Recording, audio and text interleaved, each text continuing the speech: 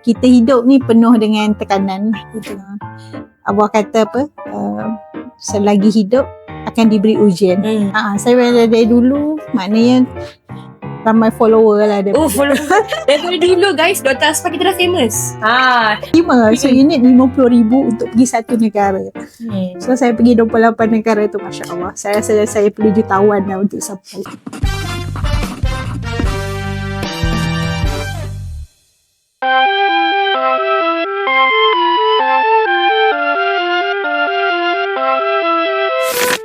Assalamualaikum warahmatullahi wabarakatuh. Hai semua, welcome to the D to the E to the N Talk bersama dengan channel DSC USIM. Jadi semua, hari ini merupakan 31 hari bulan 12 di mana hari terakhirlah saya kira untuk tahun 2025 di mana channel DSC telah mengadakan satu podcast. Siri pertama lah yang saya kira tenure 2025 dan 2026 telah wujudkan. Dan untuk episod pertama ni, kita ada special guest. Saya rasa semua orang tertunggu-tunggu. Setiap tahun ada podcast DSC ni. Dan tahun ni, kelainan dia sikit, saya MC-nya lah. Okay semua. Jadi, tanpa buang masa, saya confirm semua orang dah tak sabar nak dengar talk kita hari ni. Semua dah membuat-buat dah. Nak tahu apa yang kita nak share malam ni, pagi ni, tengah hari ni. Kenapa saya cakap semua waktu ni? Sebab semua waktu ni saya yakin semua orang tengah tengok podcast ni. Jadi, mari kita jemput penceramah kita. Kita penceramah ya? Speaker kita. Pada hari ini iaitu Dr. Aspa. Nanti bukan buat sound effect. Tepuk kuat-kuat. Boom-boom sikit. Okay. Assalamualaikum Doktor. Okay. Untuk pengetahuan semua, saya pernah belajar dengan Dr. Aspa waktu saya tahun 1.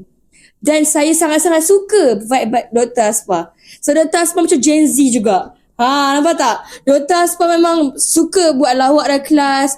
Even sambil mengajar anatomi ni, kita tak rasa bosan untuk tidur. Dan sebab itulah saya rasa saya nak panggil Dr. Aspa hari ni untuk share segala cerita pengalaman doktor. Sebab saya rasa terinspired. Saya rasa bukan saya saja terinspired dengan doktor. Semua orang yang menonton podcast ni rasa terinspired dengan doktor. Sebab saya kira semua orang kenal Dr. Aspa ni dengan perwatakannya yang comel, happy go lucky, familiar dengan semua orang, friendly dengan semua orang. Jadi doktor sihat? Alhamdulillah sihat. Alhamdulillah. Jadi doktor ingat saya tak? Ingat. Saya macam mana doktor dalam kelas? Tiba saya tanya pasal diri saya pula. Budak yang paling tak betul lah tu. Pelik sikit lah. Jadi pada hari ini bukan tentang saya. Hari ini tentang doktor kita, di mana semua orang pandang tinggi dan kita nak tahulah sedikit tentang doktor. Jadi pelajar-pelajar pergigian ni doktor, kita kira macam ramai yang stres, ramai yang kurang motivasi nak teruskan. Dan lagi bila dah masuk clinical years, di mana mereka dah start bersemuka dengan patient, dah stres-stres dalam klinik tu, requirement tak cukup. Jadi sebab itulah podcast kita ni diadakan sebab kita nak bagi diorang semangat daripada orang-orang yang berpengalaman, macam mana nak handle segala-galanya semua tu. Jadi benda pertama sekali, boleh doktor sharekan pengalaman doktor waktu doktor jadi dental student dulu dan sehingga doktor hebat sampai sekarang. Bismillahirrahmanirrahim. Alhamdulillahirrahmanirrahim. Wassalatu wassalamu ala asyrafil anbiya'i wa ala alihi ajma'in. Terima kasih kepada siapa nama lupa, Aisyah dan sahabat-sahabat DSC yang menjemput saya lah. Ya, Alhamdulillah. Kita hidup ni penuh dengan tekanan. Abah kata apa, selagi hidup akan diberi ujian. Ini kan pula pelajar pergigian yang merupakan yang bakal menjadi doktor gigi. So saya bermula daripada pelajar pergigian di University Sains Malaysia. USM guys. Kubang Kerian. Waktu tu saya CP hampir tak dapat lah. Orang terakhir 3.72, 71, saya 3.72. Masa tu yang 4 flat semua medical lah. Yang lain tu 3 point and is a dental lah.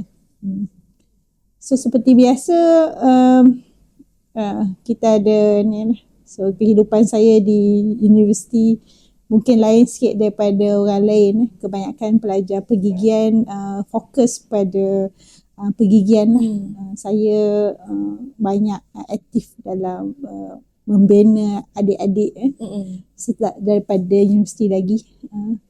So kebanyakan masa saya bersama adik-adik, membantu adik-adik dan juga berbagai program-program luar di universiti. Sehinggalah sampai final year lah. Tapi alhamdulillah lulus lah peperiksaan. Kecuali yang terakhir, final. Kenapa tu? Kena extend sikit 6 months. Tapi alhamdulillah kerana extend 6 months tu saya dapat hafal Quran dan juga saya dapat pergi ke pondok dan belajar pondok di Kelantan. Ada hikmah. Ada hikmah. Dalam betul lah adik-adik ni jangan belajar sahaja, kita perlu juga ada source of skill. Contohnya saya bisnes juga, dulu jual kopok, nasi lemak. Biasa teka. Dulu doktor unit keusahawanan bukan? Bukan. Oh bukan. Unit suka hati sendiri. Suka hati sendiri. Memang bisnes tu memang dalam diri dalam diri. Dan saya dulu timbalan presiden Persatuan Pergigian di universiti lah, USM, Fakulti Pergigian. So maknanya benda tu diasah daripada kecil sampai ke pimpinan tu ada. Maaf doktor nak bertanya, maksudnya daripada doktor skor rendah, doktor memang dia aktif lah dalam kepimpinan, bisnes-bisnes ni. Saya dari dulu, maknanya ramai follower lah daripada. Daripada dulu guys, Dr. Asfar kita dah famous. Memang daripada dalam darah tu mengalir. Mengalir dah. Saya tidur duduk diam. Saya tidur diam. Jadi doktor nak tanya, family doktor ada ke background yang macam mak ayah ke doktor gigi ataupun businesswoman, businessman? So saya punya ibu saya, bapa saya is a postman. Postman. Ayah saya, mak saya suri rumah tapi dia ajar mengaji. So adik-beradik saya ada 4 orang doktor lah. Doktor anak ke? Anak yang ke-6. Anak ke-6. Ke-6. So saya rasa saya ni macam ni sebab cita-cita saya nak jadi polis. Polis. Mak saya suruh jadi ustazah. Bapa saya suruh jadi doktor. So doktor tak dapat, saya jadi doktor gigi. Tapi ada doktor juga doktor? Ada doktor juga. Dan saya juga sekarang masuk bidang penyelidikan forensik. Polis-polis juga lah kan. Kemudian saya sambung belajar juga dalam bidang agama. So jadilah ketiga-tiga yang diidamkan oleh mereka juga. Betul, faham. Jadi itu macam yang kita tahu, doktor untuk tahun 1 doktor mengajar tahun 1 anatomi. Jadi maksudnya master doktor ambil kepakaran ke situ ke macam mana? So masa saya degree dentistry, lepas tu masa master kita diberi peluang lah kita nak ambil apa-apa kepakaran. So waktu tu saya cuba mengambil kepakaran perio waktu tu. Saya pergi India 2 kali dan sebagainya. Tapi takdir Allah tu, apa yang kita nak tu kadang-kadang tak dapat. So waktu tu kami ada 5 orang trainee lecturer. Semua orang dah dapat tempat, dah sama belajar. So maksud saya tinggal seorang. So saya apply je apa yang ada di universiti masa tu UKM. Saya search, tiba-tiba ada anatomy. Saya kata, ambil je lah anatomy. Terus dapat. Lepas tu saya ambil medical anatomy. Tak adalah minat sangat pun sebenarnya. Jadi dulu doktor, saya rasa sekarang dah tak boleh dah kan kalau macam pelajar pergigian nak ambil Boleh? anatomy. Boleh lagi lah.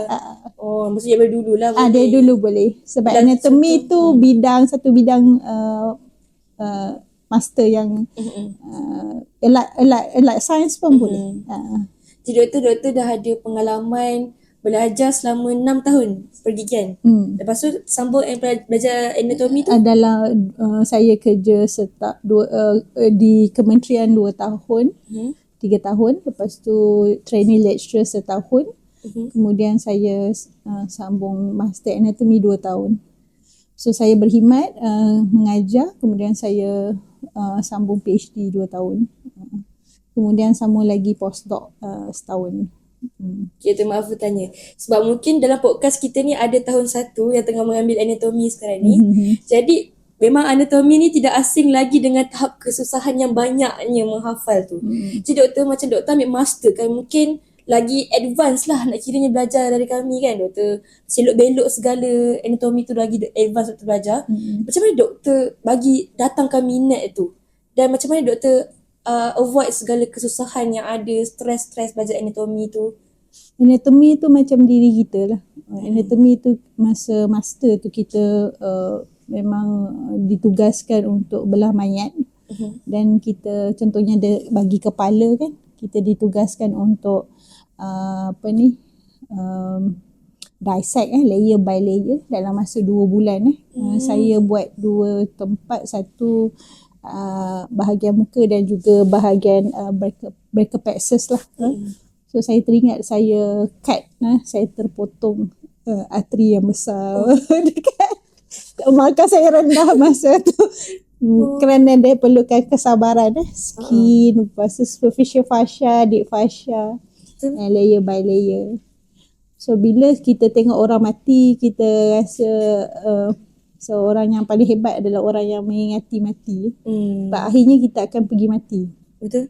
Hebat mana, kaya mana pun kita, pangkat mana besar pun kita akan menghadap Allah. So apa kita nak, apa yang kita nak menghadap Allah. So saya berhadapan dengan mayat dan sebagainya. Itu satu motivasi bahawa dunia ni tidak kekal selama-lamanya. Ada hadis kata, hiduplah seperti mana engkau akan hidup selama-lamanya, dan beribadatlah seperti mana kau akan mati esok.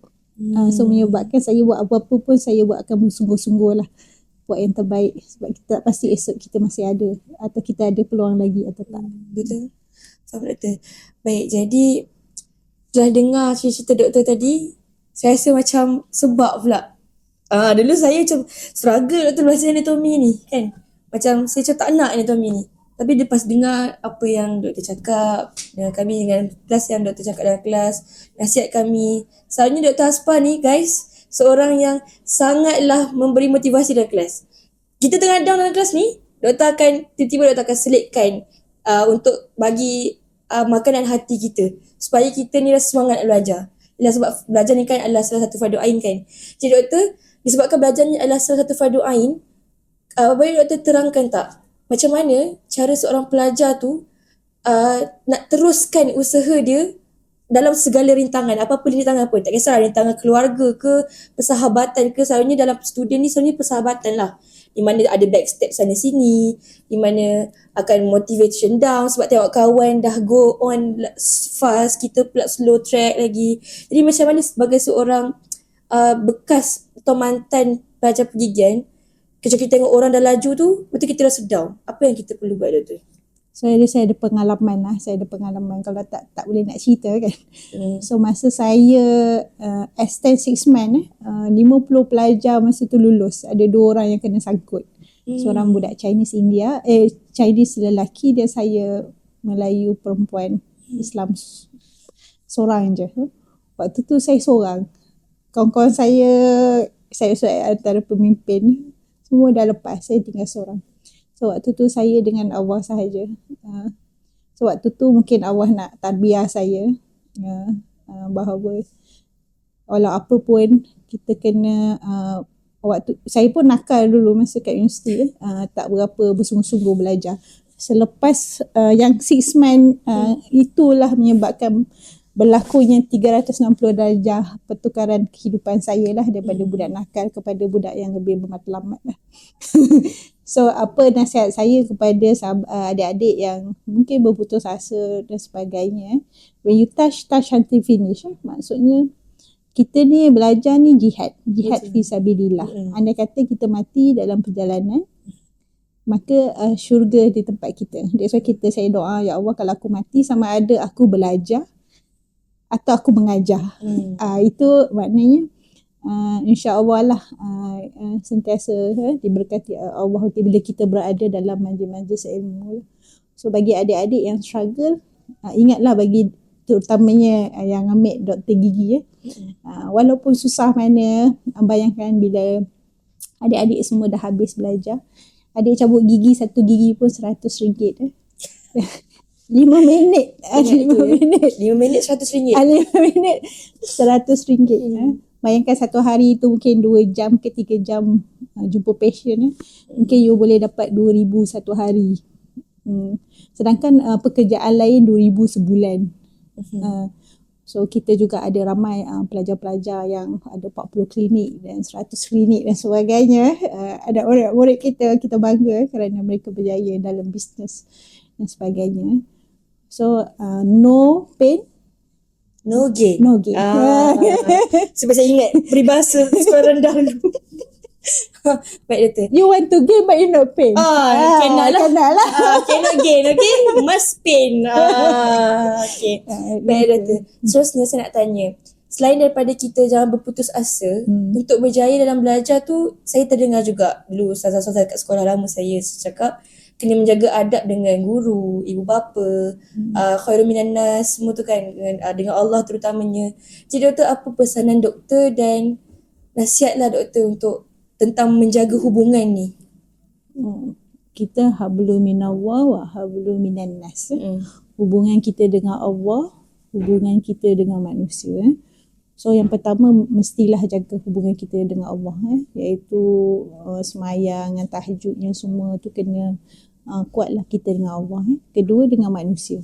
So manusia siapa yang paling kita perlu muliakan, antaranya adalah ibu bapa kita lah. Ibu bapa kita yang telah besarkan kita, dah lahirkan kita. Tanpa mereka siapalah kita. Kedua siapa lagi? Guru-guru kita. Guru-guru kita yang telah memberi ilmu. So saya sampai sekarang pun kalau saya jumpa pensyarah saya cium tangan dia. Saya peluk sebab tanpa mereka tiadalah saya di sini. Ilmu tu kena fikir you all datang daripada mana. Kemudian siapa lagi keliling kita, sahabat-sahabat kita yang susah dan sebagainya, kita perlu bantu. Dan juga kaum muslimin dan muslimat yang keliling lah. Jangan selfish lah. Sepanjang hidup saya selalu berjemaah dan selalu bersama-sama lah. Sebab kejayaan yang terbaik adalah kejayaan bersama-sama, bukan kejayaan kita seorang diri. Baik, terima kasih Doktor atas nasihat tu. Jadi semua ingatlah, untuk kita berjaya bukan sahaja kita dari kita sendiri, doa daripada orang lain tu juga memainkan peranan untuk kita berjaya. Dan sebab itulah kita kena jaga hubungan dengan Allah, ibu bapa terutamanya, kawan-kawan juga. Jangan, walaupun mereka kawan-kawan, jangan ambil sambil lewa kan Doktor kan. Kita tak tahu doa mana yang akan dimabulkan. Betul. Jadi ingat itu guys, dan insyaAllah kita semua boleh berjaya. Baiklah, habis soal jawab kita. Sekarang ni saya dapat kat atas meja ni editor tolong zoom in nanti buku-buku ni. Dah kita buat cantik atas meja ni. Banyak buku Doktor ni. Kita ada buku buku untuk kanak-kanak Doktor? Pundi Hempedu. Boleh zoom in sikit tak? Cantik ni. Jadi saya tertarik Doktor dengan buku Pundi Hempedu ni Doktor, sebab bila kita, waktu saya kanak-kanak, saya tak ada kesempatan nak baca buku seperti ini. Saya minat organ-organ dalaman manusia ni. Jadi saya rasa buku-buku macam ni memang membantulah. Boleh Doktor share sikit, mana Doktor dapat inspirasi nak buat buku yang menarik macam ni lah. Nampak ni? Macam nampak tak tulisan besar-besar semua, nampak ada kartun-kartun. Memang kalau saya waktu kecil saya dapat buku ni, saya memang baca setiap malam sebelum nak tidur. Bedtime story Doktor. So, jadi Doktor boleh bagi tahu ke sikit, share lah macam inspirasi Doktor nak buat buku untuk kanak-kanak ni. So kita ada pelbagai lapisan masyarakat, antaranya orang tua, dewasa sampai kanak-kanak. So semakin bawah kita bagi ilmu, semakin banyaklah pahala kita. Betul. Contohnya ini untuk kanak-kanak. Benda ni anak murid saya yang tulis ni. Simple saja. Dia seorang Miss Hafiza ni adalah surgeon. Surgeon di Bangi, Hospital Bangi. So saya ajar dia macam mana nak tulis buku. So dia tulis buku ada 12 siri buku. 12 siri buku. Sekarang ni bukan saya tulis seorang. Saya didik ramai lagi. Saya ada beratus ke beribu student yang tulis buku. So ni antaranya adalah pelajar saya, surgeon. So dia kata dia nak tulis buku lah, dia kata kan. Supaya bila dia buat bedah tu, dia boleh bagi pada anak-anak So ada 12 jenis buku. Tapi memang menarik doktor buku dia. Menarik. Saya suka baca. Saya dah besar dah tua bangka macam ni. Saya suka sebab dia simple. So ini student PhD saya tulis. So ada 12 siri tulang manusia. Dr. Faiz ni PhD student, dia bawa hantar tesis. So ada 12 buku tulang. So tulang ulna semua 12 jenis tulang. So daripada sini kita boleh mendidik masyarakat kita untuk terus menimba ilmu. Yang terkini juga bahasa Arab itu mudah. Bahasa Arab mudah ni. Ini doktor, saya tertarik dengan buku ni. Benda pertama yang saya tertarik buku ni doktor. Sebelum tu banyak buku di pasaran tentang umrah kan, cara-cara bahasa Arab tu tak ada. Tak ada. Nak komunikasi kat sana tu susah. So ini student saya juga, siapa Nadiana dengan Omar ni, dia internship under saya, under Dr. Spa Center. So saya ajar dia cara tulis buku. So ini antaranya bacakan? Pengangkutan di tanah suci. Lapangan terbang. Bila berada di lapangan terbang, so dia selak bab tu, so dia boleh belajar bahasa Arab dalam ni lah. So lapangan terbang, klinik dengan farmasi kan, bila berjumpa, doa dan sedikit harian, berada di hotel. So bila 12 tempat di Masjidil Haram ni ada boleh berkomunikate, nak membeli belah. Apa orang kata kita takut kena tipu. Takut kena tipu. Dapat ingat 1 hingga 100 pun kita boleh tawar-menawar. So saya rasa buku ni bagus lah untuk sambil tu kita praktikal bahasa Arab. Tapi memang buku ni sangat simple guys. Untuk student-student FPG yang ada plan nak pergi umrah, rasanya kalau nak buat jiso pergi Mekah tu, dah boleh beli ramai-ramai satu batch buku ni. Sebab ini memang cover doktor semua semua tempat di Masjidil Haram tu yang memerlukan untuk komunikasi dalam bahasa Arab, kita boleh praktis daripada sini. Sebab selalunya yang kita belajar dalam kelas daripada sekolah menengah tu, tak semua yang ada dalam buku ni. Jadi ini adalah pengetahuan tambahan untuk kita lah. Kalau kita nak pergi, bukan Mekah saja kan doktor, kita boleh pakai pergi macam Egypt semua. Dalam negara Arab. Dalam negara Arab. Jadi saya rasa memang buku ni yang best. Buku ni yang bagus sangat-sangat. Jadi belilah korang. Jangan lupa lah yang jiso nak pergi Mekah tu. Ataupun ada plan, family members yang nak pergi haji, selalunya setiap tahun kita akan dengar saja kan, family FPG ni akan ada yang pergi haji, umrah. Jadi balik saya rasa dia tak tahu bahasa Arab duduk sebulan. Sayanglah. Sayang betul. Pergi haji at least cakaplah sikit bahasa Arab. Mungkin kan? Ada 100 patah perkataan yang dia boleh balik. Cukup buat satu karangan. Okay, 100 patah perkataan. Nampak? Korang tak perlu nak search kat Google download macam-macam dah. Beli sahaja ni, bawa dalam poket. Bag umrah tu, betul tak doktor? Jadi jangan lupa dapatkan buku ni. Ni yang paling saya tertarik sekali tadi. So saya tak pernah pergi haji dengan umrah. Jadi saya macam wow. Nampak tak? Sebagai seorang yang tak pernah pergi haji dengan umrah, saya rasa macam tahun depan saya nak saving kan pergi haji dengan umrah ni. Tak sabar nak cakap bahasa Arab dengan orang sana. Banyak lagi doktor, buku-buku doktor kat sini. Selain daripada kita ada buku pasal haji dengan umrah, pasal gigi terutamanya, confirm lah ada. Dr. Aspa kita menulis buku tentang apa ni doktor? Buku ni saya antara orang pertama melopori ilmu fiqh pergigian di Malaysia. So ini lahir daripada soalan-soalan daripada student masa tu. Kalau tengok saya cakap terima kasih ni doktor. So macam mana saya bentuk soalan ni? Saya bagi letak nama-nama mereka tahun 2013-2014 punya graduation. So macam mana saya suruh diorang bagi 35 soalan. So daripada soalan diorang tu yang kita buat buku. Okay.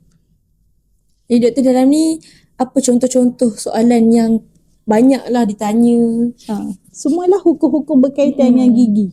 Macam bersugi semua tu adalah lengkap semua lengkap lah. Faham. Dan kita dalam proses dia ada second edition. Wah, ada second edition guys. Second edition. Dapatkan first edition cepat. Dah ada second edition dah. Wah, cantik doktor. ilmu pergigian dan contemporary.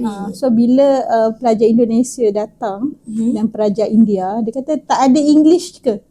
So kita dalam proses translate to English. Supaya sebab tak ada banyak buku di peringkat antarabangsa, tak banyak pergigian. Jadi lengkap ya semua dengan hadis-hadis dan ayat-ayat suci Al-Quran dalam ni yang macam memang bertepatan dengan USIM dari nakli dan akli. Nampak tak? Jadi memang seronok lah.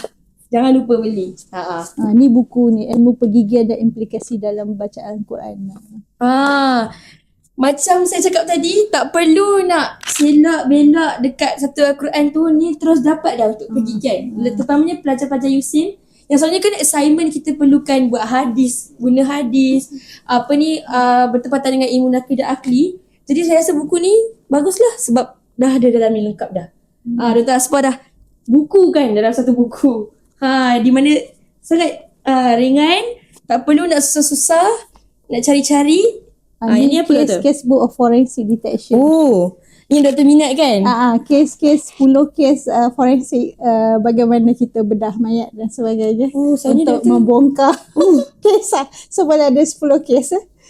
Contoh doktor apa kes yang doktor paling ingat dan tak boleh lupa lah? Forensik. Investigation of the skeletonized remains. Kita jumpa tulang. Tulang di semak. Dan kita kaji siapakah empunyanya tu. Contohnya dead due to blunt trauma. Maknanya orang yang dibunuh. Blunt trauma. Dia bukan pisau ke apa. Kena pukul dengan kena tetak ke apa. Ataupun electrical fatality. Macam mana orang tu mati. Kena renjat. Kena renjatan senjata. Ataupun sudden death in fire, mati terbakar, ataupun death due to gunshot wound, ataupun death to the hanging. Sama ada orang tu digantung, menggantungkan diri, membunuh diri atau dibunuh. So ataupun death from drowning, mati dalam lemas. Dilemaskan atau orang yang lemaskan dia. So 10 ni bukan kes saya tapi kes sahabat saya, ada Prof Farida dan juga Dr. Nadiawati di UKM. So saya antara yang bantulah cara nak tulis buku dan sebagainya. Doktor ada ke berdepan dengan kes-kes macam ni dalam makmal? Ada beberapa lah kes, tapi kes yang dalam buku ni adalah ada Dr. Farida dengan Dr. Nadiawati lah, kes-kes di UKM Forensik lah. So kita bongkarkan lah bagaimana kita diagnose lah patient tapi kita tutup mata lah, kita tak tunjuk. Ada juga buku kembara pasca kedoktoran. Yang ni untuk dah graduate tu? Tak, ini lepas PhD kita ada satu tahap lagi pasca kedoktoran, postdoc. Di mana ada 3 orang. 3 orang selepas PhD ada lagi satu peringkat iaitu postdoctorate, di mana kita akan expand lagi research kita. So 3 sahabat saya pergi Kanada, United Kingdom, dan saya pergi Belgium lah. Kita compilekan dalam satu buku. Jadi doktor, buku ni tentang apa doktor? Menceritakan tentang perjalanan hidup saya di Belgium bersama keluarga. Halangan sebab PhD tu pun dah susah. So pasca kedoktoran ni, postdoctorate tu before after PhD. So tak ramai orang sampai tahap ni. Biasa PhD tu orang dah tak nak sambung belajar lagi. So kita cerita tentang macam mana lepas PhD, what the next. Kita ada satu tahap lagi postdoctorate. So ni semua research, advanced research. So kami 3 sahabat ni pergi Kanada, seorang pergi UK dan Belgium. Ketiga-tiga ni pergi waktu COVID. Memang banyak cabaran. So lain cabaran dia semasa COVID. Di mana orang duduk dalam bilik sahaja. Waktu tu kami merayau satu dunia. Memang doktor keluar je lah, pakai mask semua. Dia orang seminggu je dia orang tutup. Lepas tu masa saya tu kita tak ada masalah pergi. That's why bila saya datang Malaysia kembali tu, kita orang dah setahun 2 tahun dah tak pakai mask. Di Malaysia masih pakai mask. Masih lockdown. Masih Nak lockdown. kena keluar pakai surat. Masih pakai tu, kata dah lama dah stop. Malaysia agak lambat setahun. Doktor bertanya, saya tertarik juga dengan postdoc doktor ni. Macam doktor buat research apa doktor? Masa tu saya buat dengan di KU Leuven, Belgium, Leuven, bersama Profesor Television, antara Profesor Emeritus Television di KU Leuven, Belgium. Kita kaji age estimation, mengkaji umur orang dewasa daripada OPG dengan CBCT. So kita ada 3 negara. Apa pandangan pakar daripada Belgium, daripada Malaysia dan juga daripada Netherlands, dengan lagi satu daripada Jerman. So kita kaji 450 data. So maknanya pandangan saya umur dia macam ni, macam ni lah. And then we compare between these 3 countries. Maksudnya doktor kalau tengok orang, doktor tahu tu umur berapa? Boleh tahu. Saya berapa doktor? Mana tu? Saya doktor. Saya berapa doktor? Mestilah 18 tahun ke atas kan. Betul. 20 doktor 20. Berapa lama doktor kajian ni? Sebab menarik juga. Setahun lah. Setahun? Maksudnya setahun doktor di Belgium lah. Belgium tu. Doktor seorang saja dah? Masa? Dekat Belgium tu? Bersama keluarga lah masa saya pergi Belgium tu. Menariknya di Belgium, masa saya pergi Belgium, saya bergaji, berbeasiswa dan mendapat sponsor daripada Belgium. Seronok. So anak-anak saya tu setiap kepala dia bagi €200. Sebab 3 anak. Kalau 10 anak habis kat situ. So saya dapat alhamdulillah 3 sumber. Gaji Malaysia, scholarship, gaji Malaysia untuk anak-anak, gaji scholarship daripada KPT untuk saya, and lagi satu daripada Belgium untuk anak-anak. So saya akan bagi duit tu pada 3. Separuh daripada tu adalah untuk travel. Dan alhamdulillah saya berjaya pergi 28 negara di Eropah sepanjang 9 bulan di Belgium. 9 bulan je doktor, 28 dah. Saya Malaysia pun tak ada hantar doktor 20 tahun hidup. Itu kesempatan yang kata ya Allah, alhamdulillah. Bila saya pergi kat negara mahal dan keadaan saya tak ada duit, Allah bagi sampai kan macam mimpi, Masya Allah. Dia punya currency kali 5. Kali 5. So bayangkan you dan setiap negara akan lagi mahal, ada certain country. So contohnya kita tuang minyak di Malaysia RM50 sekali tuang. Di negara Eropah €50. Maknanya RM250 sekali tuang. Dan negara-negara yang mahal, walaupun kereta kecil, tangki kecil tu, insya-Allah. Negara-negara mahal seperti Norway, Finland, sekali tuang €150. Bersamaan dengan RM850 sekali tuang minyak. Itu mau minyak sahaja. Kita RM50 pun dah fikir 2 kali doktor nak keluar rumah. So saya berada di negara yang mahal, dengan bawa anak, dengan keluarga 5 kepala. Tapi alhamdulillah bila berada dekat sana, Belgium tu dia mesra keluarga lah. So kita kata tak payah beli kereta apa semua, sebab beli kereta akan banyak kos semua. So kita akan naik public transport atau basikal. So public transport dia kanak-kanak 12 tahun free. So anak saya 3 free. Lepas tu partner couple 1 tiket sahaja. So kalau weekend pergi mana-mana 1 tiket untuk 5 orang. Betul-betul. Masya Allah. Itulah, walaupun saya rasa walaupun banyak pakai duit, tapi bila dah sampai tu doktor dah hilang dah segala kerisauan. Saya memang habis duit saya. Duit saya memang habis saya guna untuk travel dan berada di sana lah. So saya jangka habis RM150,000 lah sepanjang berada setahun di situ.